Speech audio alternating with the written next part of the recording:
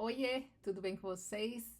Hoje eu quero conversar sobre uma coisa que perturba a minha cabeça, principalmente quando alguém me faz a pergunta de como que você encaixa isso e isso? Como que você dá conta?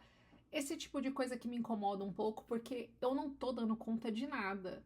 Eu só fiz um planejamento completamente racional, coloquei só o que realmente caberia ali e é por isso que eu tô executando. Não é mágica, não. Eu não sou mais especial do que você, não tem nada demais. Então, vamos começar pelo começo. Eu quero dizer que normalmente, quando a gente cria prazos pra gente, quando a gente coloca metas, vamos dizer, porque aí o ano acabou de começar, falar sobre metas é algo que está acontecendo na casa de todo mundo nesse momento, não é mesmo? Então, a gente coloca normalmente metas, prazos que são irreais, que são impossíveis de serem atingidos. Então, isso nos leva ao próximo passo, que é a frustração. Eu não consigo, é lógico que eu não vou conseguir. Então, isso faz com que cada vez mais você planeje menos, você deseje menos, você crie menos prazos, porque você já sabe que você não vai conseguir atingi-los. Então, a primeira mensagem é: você desiste dos prazos e enfim, das metas que você coloca para você, porque eles são impossíveis. E eu quero te dizer que a culpa não é sua. A culpa é basicamente totalmente das pessoas que você segue, das pessoas que você se compara. E por que eu falo isso? Porque a gente segue nas redes sociais pessoas de realidades completamente diferentes das nossas, né? Então, uma pessoa que colocou uma meta ali de parar de fumar, uma pessoa que colocou uma meta de fazer exercício todo dia, uma pessoa que colocou uma meta de emagrecer X quilos em determinado tempo. Muitas vezes, principalmente para essas pessoas de níveis sociais muito mais altos ou que vivem da influência, para ela vai ser um pouco mais fácil de atingir esses objetivos, porque esse é o trabalho dela. Ela não tem todo o resto que nós temos, né? Ele não tem todo o kit, todo o pacote completo ali da vida real.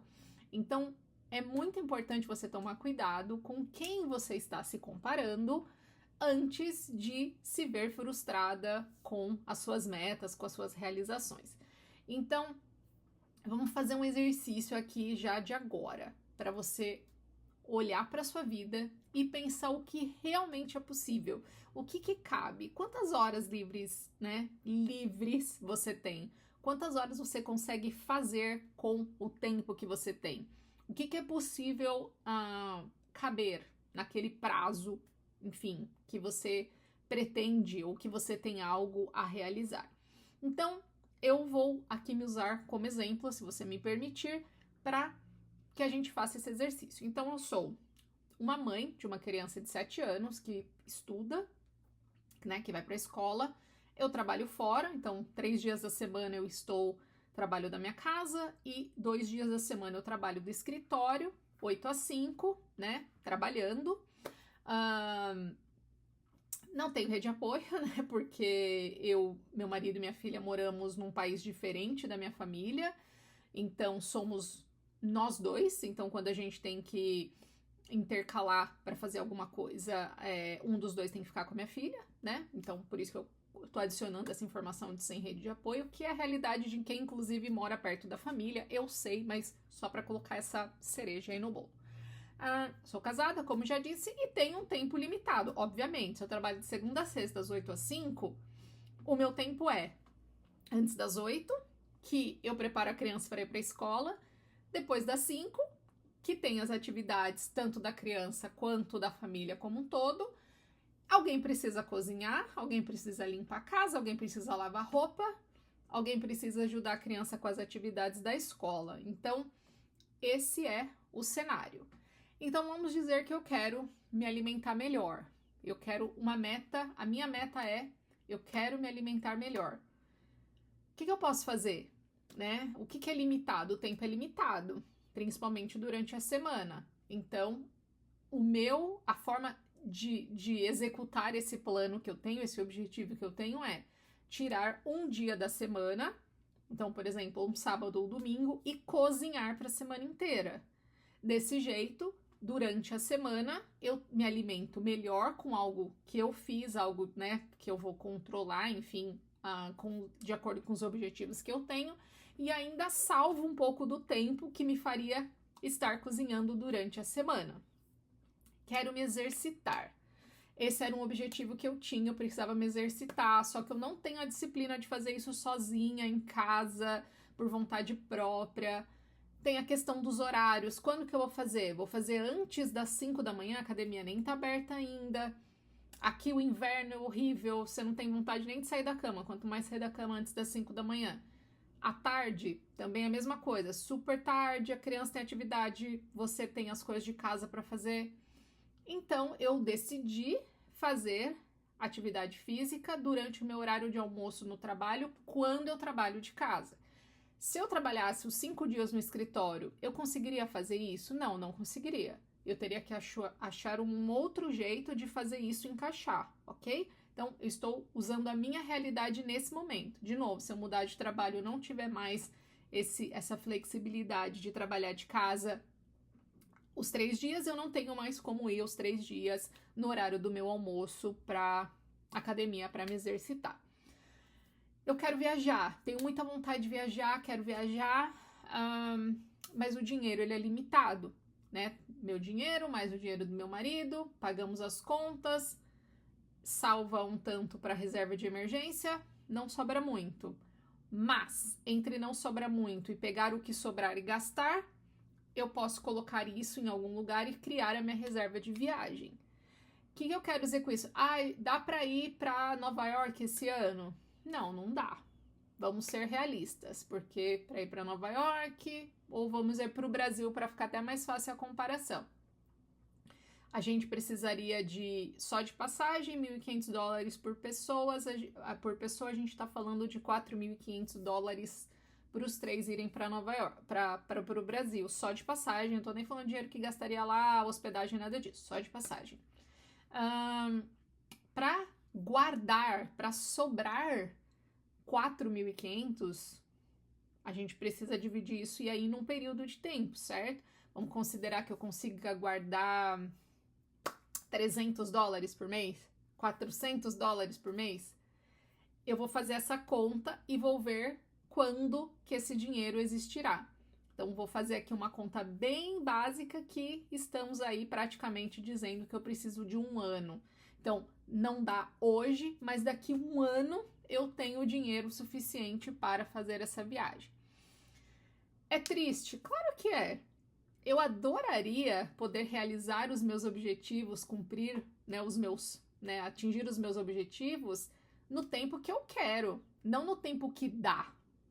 Mas, de novo, como adulta funcional que sou, eu tenho que entender que às vezes é o que dá. E se eu ficar olhando só para o fato do que eu não consigo, eu não faço nada. Então é preferível você traçar um plano, ter um prazo, executar isso e pelo menos você sabe que dali a X tempo você vai conseguir atingir aquele objetivo. Pelo menos é uma esperança, pelo menos você acorda de manhã e tem algum caminho para seguir, né? Então, é importante que a gente tenha essa racionalidade. Sonhar é muito gostoso, mas se você não tiver um pouco de racionalidade para trazer isso, fazer a conta, ver o que dá, você vai viver só sonhando e frustrada porque você não vai conseguir realizar nada, obviamente. Então, assim, adianta eu falar que eu quero emagrecer 5 quilos em um mês? Não dá. Fazendo conta, vendo ali, né, na matemática, não é possível. Então, eu não crio esse tipo de regra na minha cabeça, esse tipo de objetivo. Eu crio um que seja mais tangível, que seja mais possível. Adianta eu falar que eu quero ter o meu corpo dos sonhos em 1 ano? Muito provavelmente não vai ser possível, porque eu ainda tenho que perder tudo que eu tenho a mais para eu conseguir começar a ganhar músculo, para eu começar a tornear e ficar do jeito que eu quero. A gente está falando de um plano a longo prazo. Adianta falar que eu vou ler 10 livros em 3 meses? Não adianta. Qual é o tempo que eu tenho? Eu tenho 20 minutos por dia para leitura. Faz a conta, não vai dar tempo de fazer tudo isso, porque não vai ter todo dia que você vai parar para ler, enfim. Enfim, um outro ponto. Vou trazer aqui só mais um exemplo pessoal. Eu acabei de começar a fazer jiu-jitsu. Primeira aula que eu fui. Eu já olho para a próxima faixa e falo, não, eu quero até o final desse ano já tá na faixa azul. É o meu objetivo. Não é assim que funciona. Você ir para a próxima fase depende do que você consegue executar, se você está aprendendo, se você está evoluindo, se você consegue fazer tudo que aquela primeira fase, né, completa, atinge. Então, assim, você não tem o controle de tudo, não adianta criar objetivos os quais você não tem o controle, porque, de novo, só vai vir a frustração. Então, a gente precisa criar prazos reais desde o início, porque vão ser essas pequenas vitórias, vendo que você está chegando cada vez mais perto do objetivo, é que vão te manter motivados e vão te levar, de fato, para esse final feliz, que é conseguir completar esse sonho, esse objetivo, esse goal, enfim, essa meta, a gente chama do jeito que a gente quiser. Então, que tal a gente começar pequeno e ver onde dá? Começa fazendo um dia por semana. É isso que dá? Não interessa, faz. Que ótimo, você já tá fazendo mais do que você estava fazendo antes. Porque no final a comparação é você com você mesmo, não você com a pessoa da internet, não você com alguma pessoa que você nunca viu na vida. Você tem que se comparar ou se inspirar em pessoas possíveis, em pessoas que têm a realidade parecida com a sua, pessoas que têm família, pessoas que trabalham, que lavam a própria roupa, que cozinham a própria comida. Essa tem que ser a sua comparação, senão você vai viver frustrada. E ninguém quer viver assim, né? Então, vamos planejar essas metas aí, hein, galera?